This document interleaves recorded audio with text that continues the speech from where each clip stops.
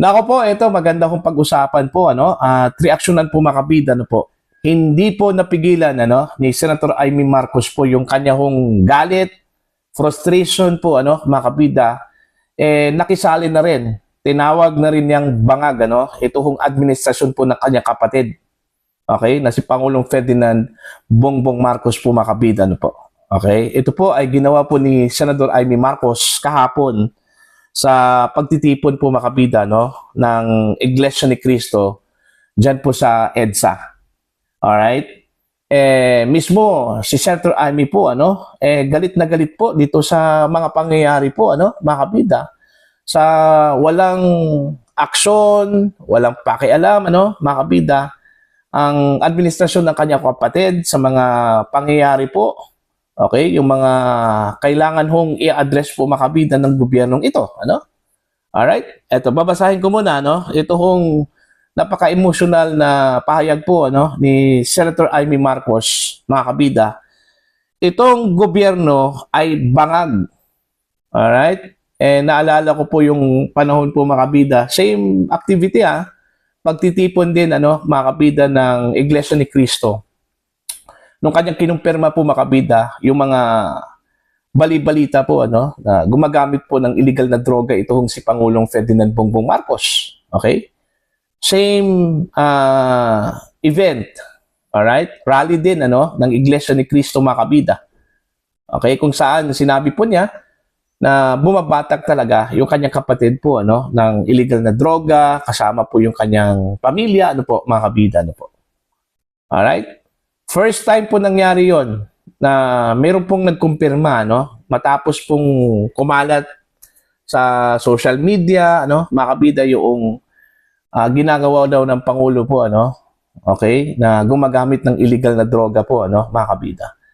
All right, during that time halo po yung reaction po ng taong bayan po. Okay, maraming nagsasabi na totoo yung sinabi po ni Senator Amy, marami ding nagsasabi na walang kwentang kapatid ano si Senator Amy dahil pinagkanulo daw niya yung kanyang kapatid na si PBBM.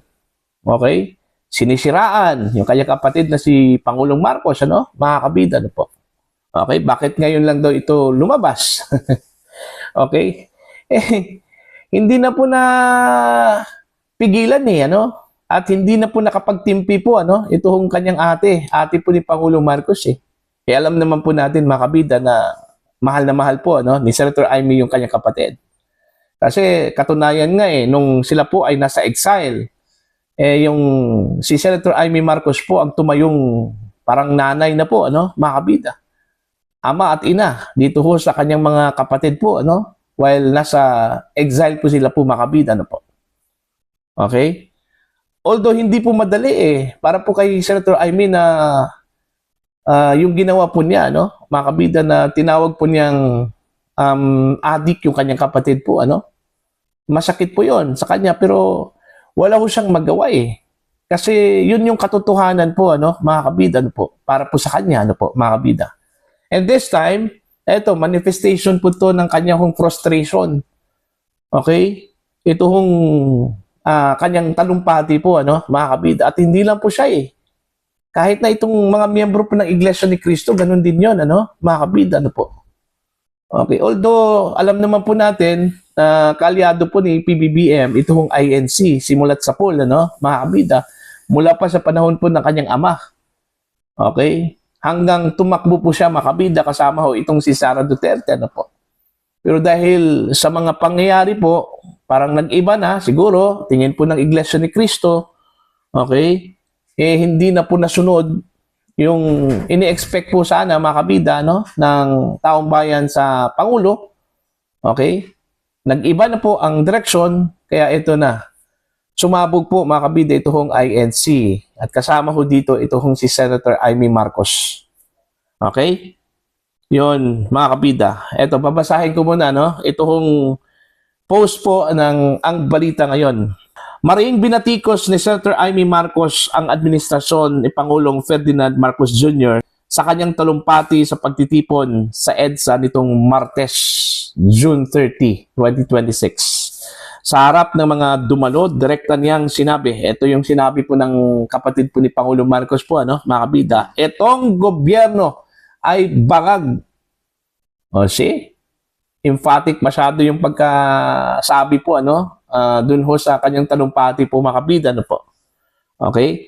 Kasunod nito, tinawag din niya ang administrasyon na gobyernong tulog, lasing sa kapangyarihan habang pinupuna ang anyay kabiguang tugunan ang mga suliraning kinakaharap ng mga Pilipino.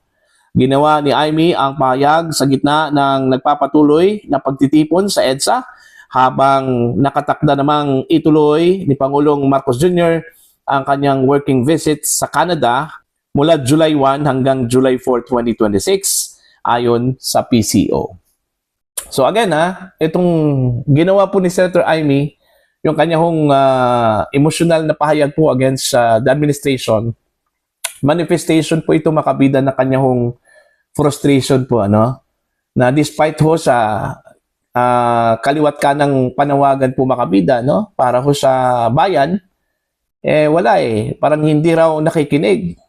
Parang pinalagpas lang po sa kabilang tenga po, mga kabida, no? Hanggang ngayon, hindi po natugunan yung mga basic na problema o suliranin po, ano, ng ating bansa.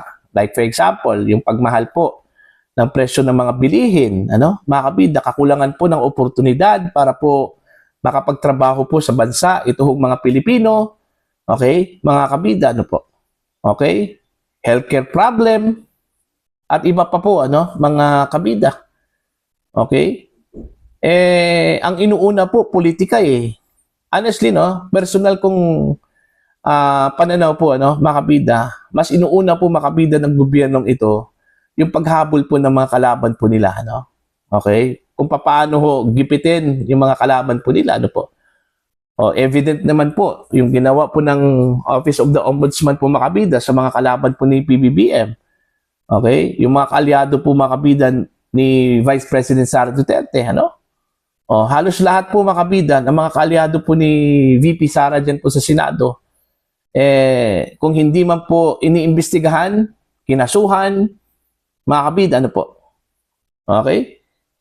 Yung latest nga, ito hong si Senador Dante Marcoleta, marami hong nagtataka ho dito, ano? Bakit po, ang ipinapalabas po ng Office of the Ombudsman, mga kabida, plunder daw yung kanyang kaso po, ano? At in fact, isasampa daw ngayong linggong ito, ano? Mga kabida.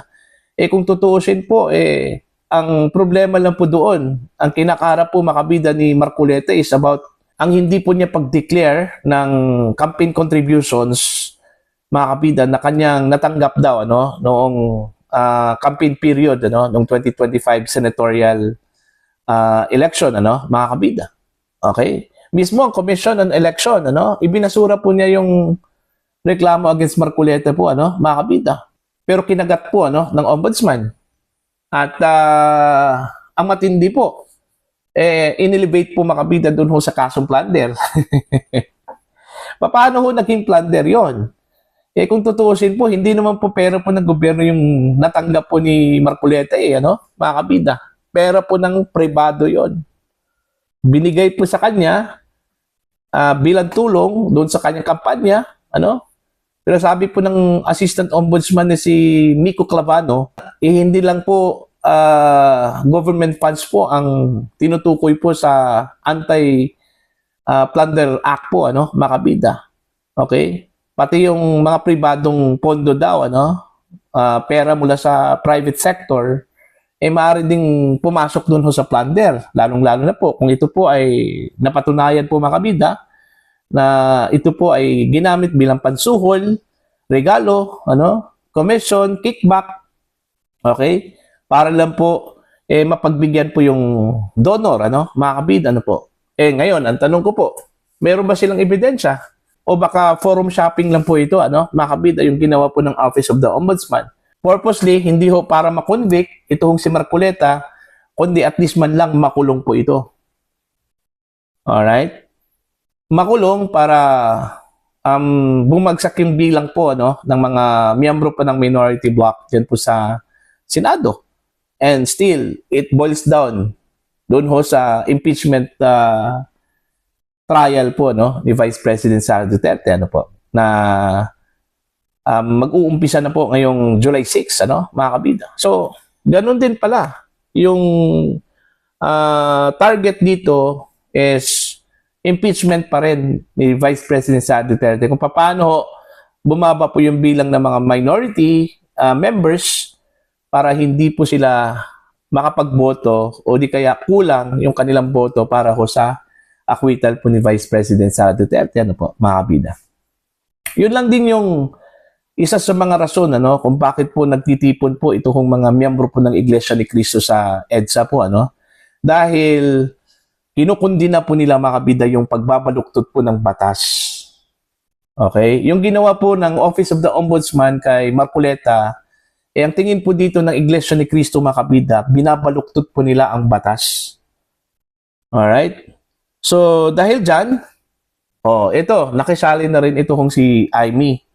Mas maganda kasi yung force po ni Amy kasi kapatid po ng Pangulo, ano, mga kabida, ano po. Okay?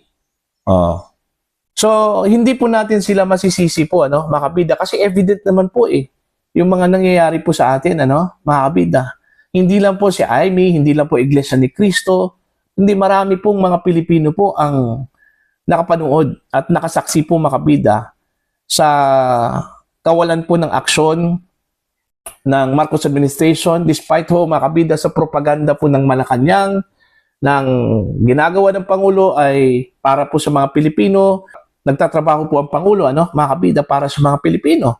Ngayon, ang tanong, nasaan na yung resulta dun ho sa pagtatrabaho po ng Pangulo? Mga kabida, nararamdaman ba ng mga Pilipino yon? Hindi. Di ba? Yung basic nga yung pagpapababa po, mga kabida, ng presyo ng mga pangunahing bilihin, nangyari ba yon? Hanggang ngayon, mahal na mahal pa rin yung mga bilihin po natin, ano? Mga kabida, ano po? Natugunan ba yon ng Marcos administration? Wala. Kaya, same, yung nararamdaman po ni Senator Amy, Iglesia ni Cristo, at ilan pang mga ordinaryong mga Pilipino po, ano? Mga kabida, ano po? Do you think yung mga nasa EDSA ngayon, dahil sa kautusan po ng Iglesia, kaya andyan po sila, ano, mga kabida? Hindi. Okay? Kagustuhan din nila yon, mga kabida, ano po? Sino bang luko-luko, mga kabida, ano, na walang tulugan, pumunta dyan, okay, hanggang bukas? Di ba? Wala. Kung tutuusin yung mga tao na yan, may mga sariling buhay yan, ano? May sariling hanap buhay yan, mga kabida, ano po? Okay, para po sa pamilya. Pero ginawa po nilang sakripisyo yon para po sa bayan, ano po, mga kabida. Okay? Kasi parang wala na Hindi na po nakikinig, ano, mga kabida, yung gobyerno. Kaya hindi po natin masisisi yung kanilang sentimento po, ano, mga kabida. Kagaya nung sinabi po ni Vice President Sara Duterte, ano, yung EDSA rally, manifestation yon na dumarami yung sentimento po ng mga Pilipino against dito ho sa walang pakialam at hindi ho nakikinig na gobyernong Marcos, ano, mga kabida, sa mga ordinaryong Pilipino. Di ba? So, para po sa inyo, itong ginawa po ni Senator Amy po ngayon, ano, mga kabida, na nakisali na rin, tinawag din niyang bangag, ano, yung administrasyon po ng kanyang kapatid, ano, mga kabida. Diba? Please comment down. Sa mga hindi pa po subscriber po sa aking channel, please subscribe. Just click the subscribe button, click the notification bell, click all para updated po kayo, mga kabida, sa aking mga uploads. Maraming salamat po sa inyo lahat.